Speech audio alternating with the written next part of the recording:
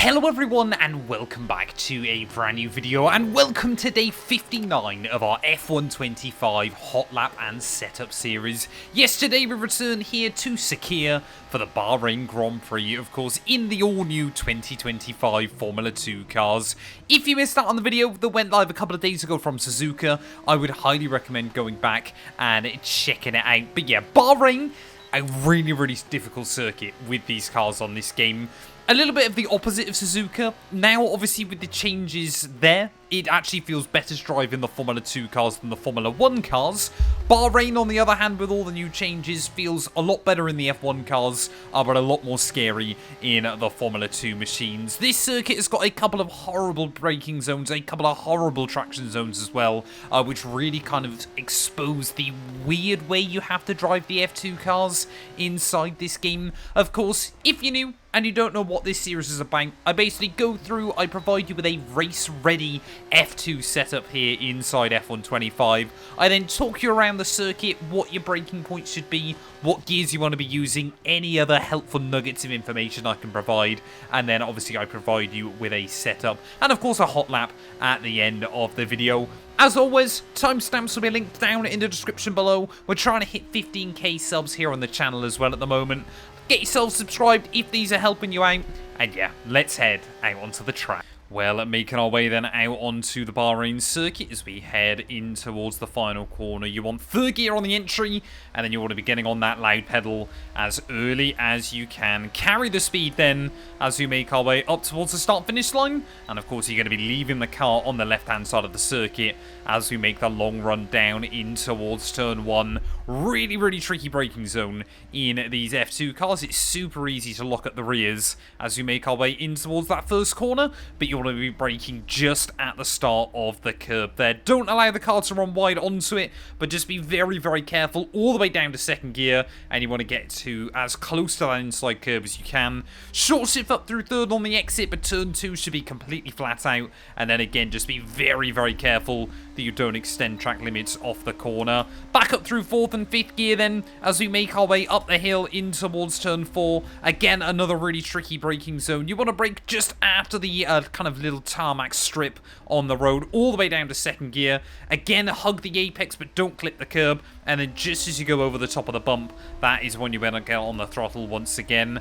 Up into fourth as we make our way in towards the S's. A slight nudge of the brake through the first part. Really try to get the car rotated through those curbs though, but be very careful of understeer on the exit. As we make our way down the hill though, again, just like in the Formula 1 cars on this game, the braking reference point that I use is actually on the inside of the circuit. You'll notice, of course, the white line obviously kind of just moves ever so slightly to the right. So obviously you're going to be on the outside of the circuit, but just before that is going to be my braking reference down in towards the hairpin. From fourth gear, you want to get down to second, again, getting as close to without using that inside curb, but you can get away with the exit curb there as we make our way back up the hill. In towards fifth gear, then just as you start rotating the car in, that is when you want to get onto the anchors once more. Really tricky to get the car slowed down and rotated through here. You will lock up the fronts. You've, again, just got to be really careful that you don't lock up the rears. Try to get the car for a nice late apex, get it squared off nice and early on the exit, and then once again we're going to be on the loud pedal there. Again, you can use the exit curb though to allow yourself to just get on that throttle a little bit earlier. Once again though, up in sixth gear as we make our way down the back straight, you want to get the car nicely wedged over this outside curb, braking just as you go past that blue, that dark blue marker at about 75 meters out. Third gear through this corner then, and get on the throttle again nice and early so you can carry the speed up in towards sector 3. You're going to get up into fourth gear once more, and then up into fifth as well. Try to get the car wedged on that outside curb, and then just before the DHL sign, you want to get back down 2 gears there. Really attack the apex curb through here, and again, get on that throttle as early as you can to maximize the run off of the corner. You've done most of the hard work. One more corner to go though as we make our way down. You want to be braking just at the 100-meter board as you go under the gantry. Don't try to get the car on the outside curb, otherwise it will just unsettle it. Third gear through the entry. Again, obviously the circuit opens up on the exit as you get on the loud pedal, and that is going to be a lap of the Bahrain Grand Prix. Like I said, it's a really, really tricky one. You've got to be so smooth on the throttle as you try and get the car off of the corners. As well, through turn 1, turn 4, and down at turn 10 as well. You've got to be really, really careful of obviously not taking too much apex curb, otherwise it just unsettles the back, and you're going to be looking at where you've just come from as well. But yeah, let's head back to the pit lane though, and I'll talk you guys through the setup. Having a quick look then at our global leaderboard, as you can see, I'm just over a second away from the world record there. 100th in the world though, which I'm pretty happy with when all is said and done. Numbers though, 25.16 for your front and rear aero. I've seen a lot of people running slightly lower than this, but again, track limits here in Bahrain can be really unforgiving, so 25.16 was just a good balance that I found personally. You could lower it down to like 23.15 if you really want a bit more straight line speed, but ultimately, you know, the DRS is quite useful around this track. 135 on your diff, again, seems to basically be the standard with these F2 cars inside this game. Just allows you to carry that throttle off of the corners, and then absolutely minimum camber and toe angles here. Again, this circuit is going to be pretty brutal on tyres, so I'm just not really worried about tyre saving as much. You should be able to one-stop this.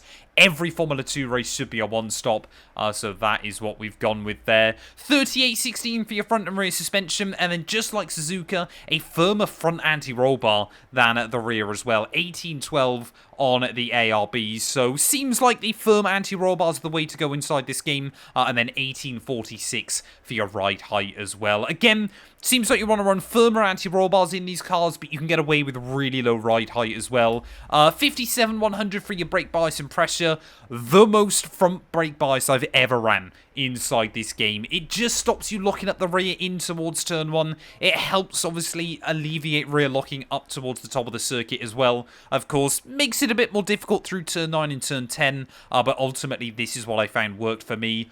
If you're really struggling with it, bring the front brake bias back down to like 56, 55 and lower the pressure down to like 98, 97%. But ultimately, yeah, this worked fantastically for us. 25 front PSI, 21.4 on the rear. Again, you want to try and look after those tyres a little bit where you can.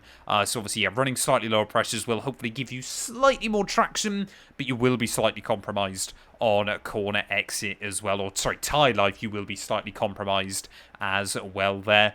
Thank you all, though, so much for watching this video. If you have enjoyed, please do make sure to leave a like, get yourself subscribed. I'm going to leave you guys with a hot lap, and we'll be back very soon out on the Jeddah Corniche.